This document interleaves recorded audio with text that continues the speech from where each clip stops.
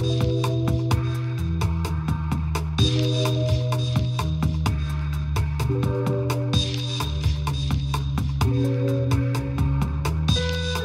to City and State TV. I'm Executive Editor Michael Johnson. It's been 6 years since CUNY faculty had a raise, and they're still going without a contract. Later this week, they're going to go through with a promise to escalate pressure on the administration for a new deal. That includes retroactive raises.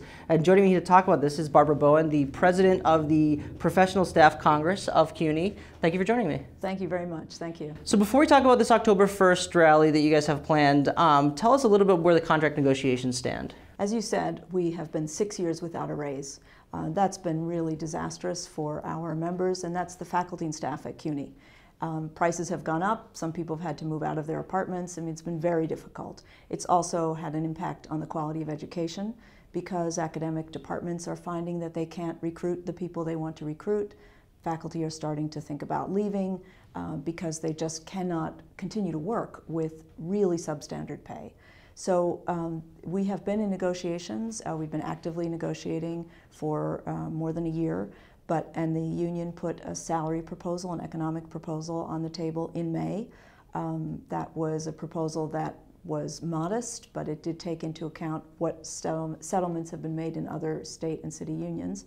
We have had no counter proposal, not one penny put on the table. And we are now 6 years without a raise.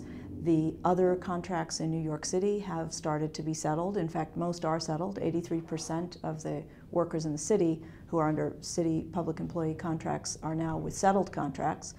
All the employees at CUNY are part of that 17% not settled. It is way past time for this settlement to occur.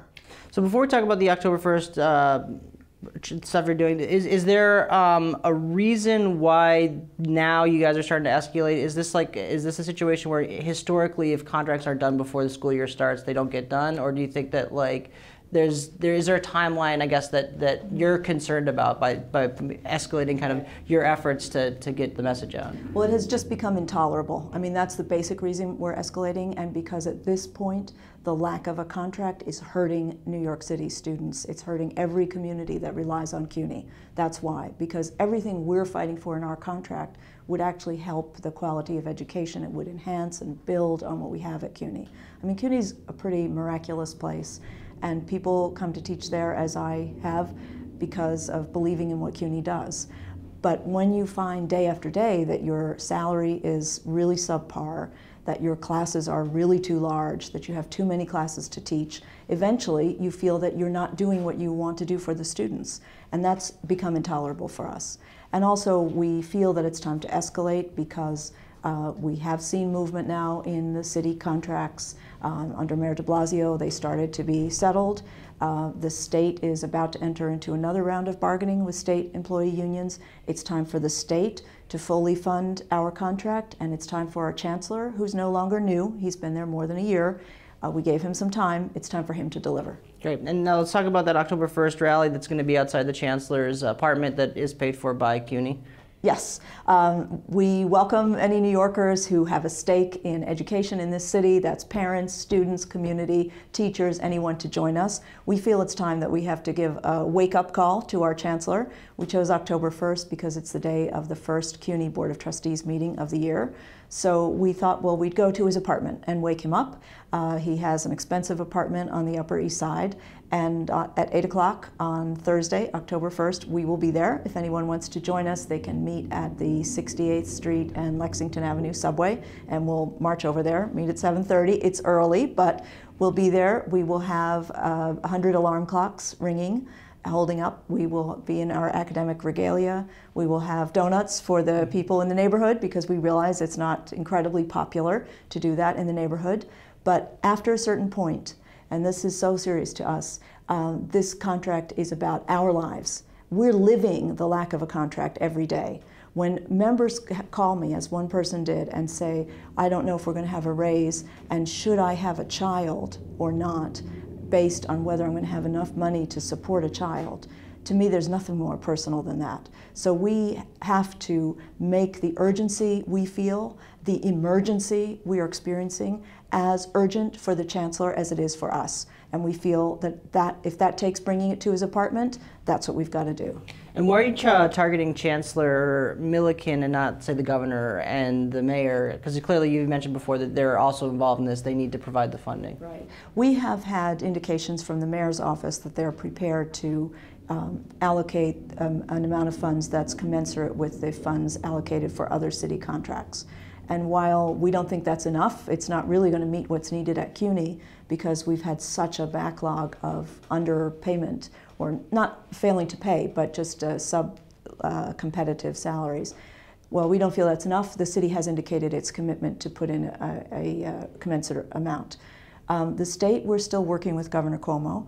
There's a bill that's soon coming to him that would stabilize funding for CUNY and SUNY in future years, and would include the state's responsibility to put in whatever the costs of collective bargaining increases are. We're hoping the governor will sign that. He still has some time to do that. If it becomes necessary to bring our action to the governor and escalate there, we will do that. Yeah. Obviously, you know, contract disputes happen all the time. Yes. Why should the public, why should the people who maybe aren't, you know, related to or friends with CUNY professors and CUNY faculty care about the contract dispute? How is it impacting the kind of average person that's out there a little bit more? Well, it hurts every working person when any public employees can go 6 years without a raise. I mean, it's great in this city and state that we're now talking about an increase in the minimum wage, but when there are public employees who make very low wages, there are some at CUNY who work in clerical positions, grounds positions, who make very low wages, and that's an issue for everyone. But I think more broadly, what's at stake here is the quality of public higher education in this city. New York City depends on CUNY. There are 500,000 New Yorkers who are CUNY students.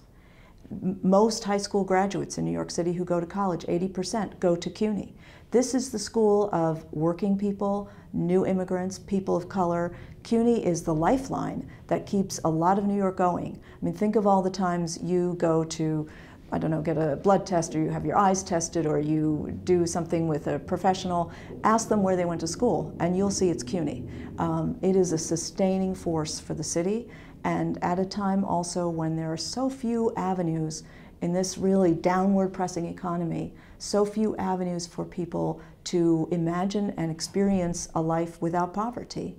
CUNY is the main avenue. So anybody who cares about equality in New York, anybody who cares about the quality of education, anybody who cares about racial justice should support us. 75% of CUNY undergraduates are people of color.